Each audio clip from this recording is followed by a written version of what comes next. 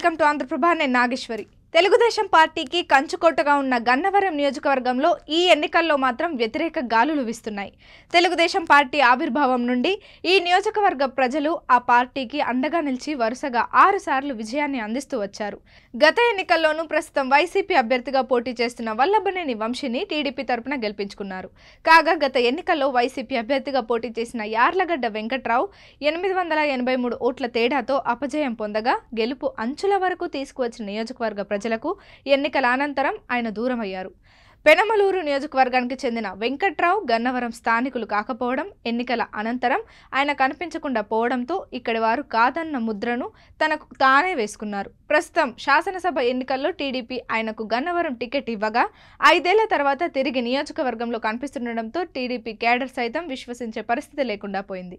టీడీపీకి బలమైన vote bank ఉన్న గన్నవరం నియోజకవర్గంలో బీజేపీ, జనసేన పార్టీలు సైతం తోడవడంతో వెంకట్రావు విజయం నల్లేరు మీద నడకే అవుతుందని అందరూ భావించారు।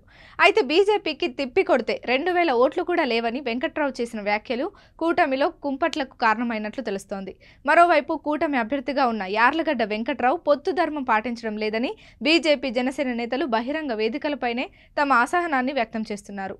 బీజేపీ నేత కొర్రపోలు శ్రీనివాసరావు రెబల్ అభ్యర్థిగా నామినేషన్ వేస్తున్నట్లు ప్రకటించి కూటమిలో కుంపట్లను చెప్పకనే చెప్పారు। అదలా ఉండగా చాలా కాలంగా నియోజకవర్గ రాజకీయాలకు దూరంగా ఉన్న యార్లగడ్డ ఎన్నికల సమయంలోనే మళ్ళీ ఇక్కడ దృష్టి పెట్టాల్సి రావడంతో టీడీపీ నేతలతో సమన్వయం కూడా అంతంత మాత్రంగానే కనిపిస్తోంది। పార్టీని ప్రాణంగా భావించే గన్నవరం నియోజకవర్గ తెలుగుదేశం పార్టీ క్యాడర్ ఈ ఎన్నికల్లో మాత్రం ఆచితూచి అడుగులు వేస్తున్న పరిస్థితి కనిపిస్తోంది। తమ పార్టీ అభ్యర్థి స్థానికులు కావడంతో ఫలితాలు తారుమారైతే తమ భవిష్యత్ ఏమిటన్న ఆందోళన అక్కడక్కడ కనిపిస్తోంది। గతంలో వైసీపీ తరపున పోటీ చేసిన ఇదే వెంకట్రావు ఆ తర్వాత నియోజకవర్గ కేడర్కు దూరంగా ఉండడంతో రేపు తమ పరిస్థితి ఏమిటన్న అభద్రతా భావం వారిలో కొట్టొచ్చినట్టు కనిపిస్తోంది।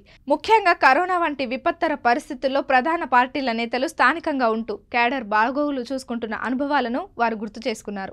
అయితే ఈ విషయంలో సైతం కేడర్కు గట్టిగా మాటిచ్చి మనోధైర్యం నింపడంలో వెంకట్రావు విఫలమైనట్లు స్పష్టంగా కనిపిస్తోంది।